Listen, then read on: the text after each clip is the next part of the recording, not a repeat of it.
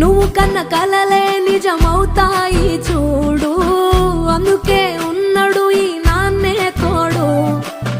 దశరథ మహారాజే నాన్నై పుట్టాడు, నువ్వు రాముడంత ఎదగరనేడు.